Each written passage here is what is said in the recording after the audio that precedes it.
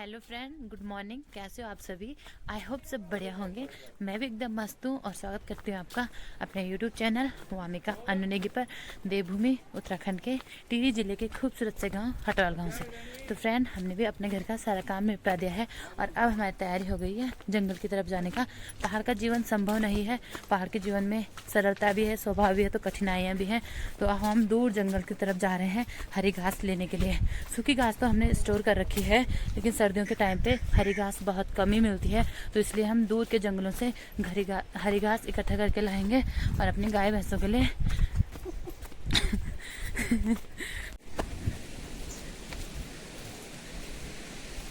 तो फ्रेंड, हमारे गांव में चारों तरफ आज अच्छे से धूप भी खिल चुकी है और जिस रास्ते से हम जा रहे हैं वहाँ पे बहुत पाला गिर रखा है और ठंडी ठंडी हवाएं भी चल रही हैं। तो हमें थोड़ी दूर तक ऐसे ठंडे में ही जाना है, उसके बाद हमें भी थोड़ा पहाड़ी क्रॉस करनी है और तब तक हमारी पहाड़ियों में जहाँ हम घास लेने जा रहे हैं थोड़ा बहुत धूप आ जाएगी।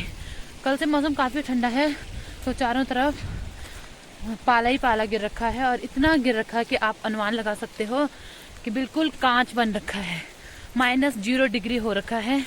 और ऐसे में हमें जंगल की तरफ भी जाना ही पड़ता है, लेकिन अब धूप आ गई है। ये नोलो है ना। घर से निकले हुए हमें करीबन 1 घंटा हो गया है और चढ़ाई को पार करते करते हमें 1 घंटा हो गया है और अभी भी हम अपने डेस्टिनेशन पर नहीं पहुंचे हैं। हम पहुंच गए हैं ऊपर धार में और यहाँ से 2 पट्टी डिवाइड होती हैं। इस तरफ है बमुंड पट्टी और इस तरफ है सकलाना पट्टी। तो हमने सकलाना पट्टी को छोड़ दिया है। अब हम एंट्री करेंगे बमुंड पट्टी में और बमुंड पट्टी के बागी गाँव में। और इस गाँव में अभी हमें बांस के इन घने जंगलों के बीच से होते हुए जाना है और तब जाके हम अपने डेस्टिनेशन पर पहुंचेंगे और तब जाके हम यहाँ से हरी हरी घास को इकट्ठा करेंगे। काफी समय लग जाएगा, हमें शाम तक हो जाएगी। आते आते घर से आते थे हमें काफी थकान भी लग गई है और ठंडा भी लग गया है। तो अभी हम यहाँ पे धार में पहुंच गए हैं। यहाँ पे थोड़ा धूप का आनंद लेते हैं और हमारे साथ आ रखी है मेरे सासू जी और मेरी देवरानी। वो कर रही है अभी अपने दराते को बिल्कुल एकदम नोकदार पायना तो इसलिए कर रही है, पत्थर से इसलिए रगड़ रही है। और बागी गांव मेरी नानी का गांव है। यहाँ पे भी मैं बहुत बार आ रखी हूँ, कम से कम मैं 2 साल यहाँ पे रही हूँ। तो इस गांव से भी मेरी बहुत सारी यादें जुड़ी हुई हैं। इस गांव को देख के मैं थोड़ा इमोशनल भी हो जाती हूँ, क्योंकि मैं 2 साल यहाँ पे भी रही हूँ। तो ये मेरे नानी का गाँव है और अब नानी यहाँ पे नहीं रहती है, चंडीगढ़ में रहती है मामा जी लोगों के साथ में। हमारी सकलाना पट्टी के साइड ज्यादातर चीड़ के पेड़ ही होते हैं और इस तरफ बांज के बड़े बड़े पेड़ हैं। बहुत ही सुंदर और बहुत ही गजब का नजारा है। हम अभी टॉप में हैं और अभी हमें नीचे डाउन में जाना है घास लाने के लिए और ऊपर आते टाइम हमारे लिए बहुत रिस्क है, हमें चढ़ाई पे आना पड़ेगा। घने जंगलों में बसा हुआ बागी का मठियाण गांव बहुत ही खूबसूरत प्राकृतिक नज़ारों से भरपूर और चारों तरफ पहाड़ियों से भरपूर इस बीच में बसा हुआ मठियाण गांव का खूबसूरत सा नज़ारा। जंगल में आते आते भूख भी लग जाती है, तो यहाँ पे सासू जी ने टॉफ़ी भी ला रखी है घर से। तो अभी टॉफ़ी खाते हैं, बाद में बिस्किट वगैरह खा लेंगे, क्योंकि सुबह से शाम तो हो ही जाएगी। हमें इतनी दूर आ रखे हैं तो सुबह से शाम तो होनी है। तो अभी खाते हैं टॉफ़ी। ले मधुबाला। चीड़ के इन घने जंगलों के बीच कुछ इस प्रकार का भी एक टैंक का आकार का ऐसा पत्थरों से बना रहता है, ताकि जंगली जानवरों के लिए बरसात का पानी एकत्रित हो जाए और जंगली जानवर प्यासे न रहें। तो इस तरीके से जंगली जानवरों के लिए और पशुओं के लिए इस तरह की हौज बनी रहती है। बागी गांव तो काफी नीचे है और ये यहाँ पर है बागी गांव वालों की छानी, घने जंगलों के बीच में बसी हुई, और ये है उनकी खेती। यहाँ पर सामने की पहाड़ियों से ढका हुआ है बागी गांव और यहाँ से पहाड़ियों का नज़ारा बहुत ही गजब का दिखाई दे रहा है। सामने की पहाड़ियों पर शायद बर्फबारी भी हो रखी है और बर्फ का खूबसूरत नज़ारा यहाँ से दिखाई दे रहा है। यहाँ पर इस गदेरे में पानी का प्राकृतिक जल स्रोत भी है, तो यहाँ से हम पानी पी लेते हैं और तब चलते हैं घास काटने।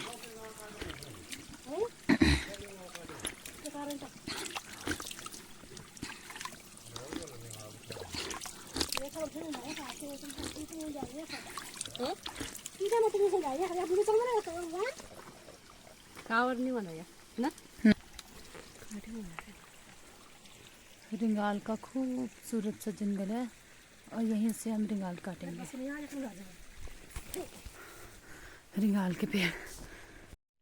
2 घंटे का सफ़र तय करने के बाद फाइनली हम भी अपनी डेस्टिनेशन पर पहुंच चुके हैं और अब हम यहाँ पर थोड़ा सा रेस्ट करते हैं और उसके बाद हम जुड़ते हैं घास काटने में। हमने रस्सी भी अपने कमर में बांध दी है और रस्सी बांधने का मेन मकसद ये है, आपने एक कहावत सुनी होगी, कहते हैं कि कमर कसना यानी हिम्मत जुटाना। तो हम भी अपनी कमर कस लेते हैं, रस्सियों को अपनी कमर में बांध लेते हैं। और मैं तो भाई इसलिए बांध रही कि कहीं मेरी रस्सी कहीं खो ना जाए मेरे को, मैं यहाँ पे नहीं रख रही हूँ, मैं इसलिए बांध रही हूँ कि मेरी रस्सी कहीं खो जाएगी। लेकिन यहाँ पर रस्सी बांध देते हैं और अपने घास को अब काटना स्टार्ट करते हैं। उसके बाद मिलते हैं आपको थोड़ी देर में।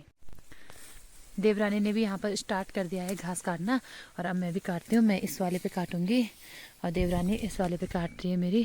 और चारों तरफ घना जंगल है और इस जंगल के बीच में हम काट रहे हैं घास। यही है हमारा पहाड़ी लाइफ स्टाइल।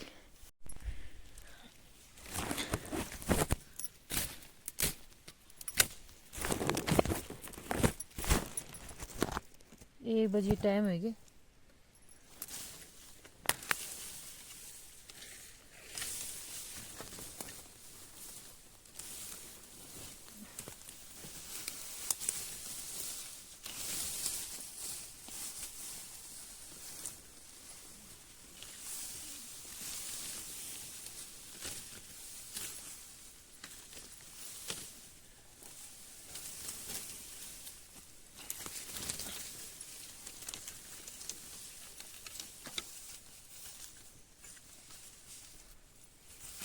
जिस साइड हम घास काट रहे हैं उस साइड बहुत ही ज़्यादा ठंडा हो रखा है। हाथ बिल्कुल ठंडे ठंडे हो गए हैं, बहुत ही ज़्यादा ठंडा। हम थोड़ा सा घास यहाँ पे काटेंगे और फिर हम सामने जाएंगे और कुछ घास हम सामने काटेंगे। यहाँ पे बहुत ही ज़्यादा ठंडा है, हाथ बिल्कुल ठंडे ठंडे सुन्न हो रहे हैं।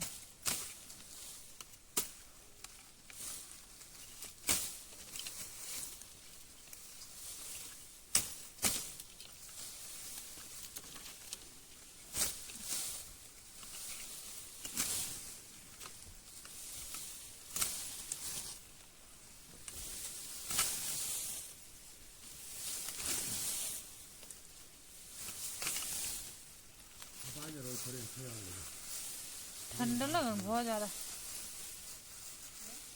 बहुत ज़्यादा ठंडा हो रही है।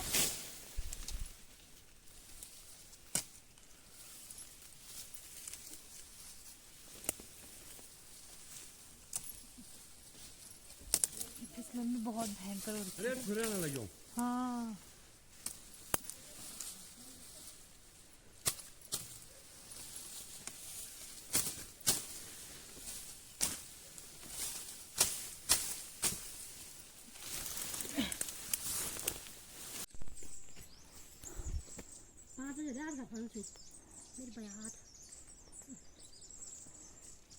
पाँच।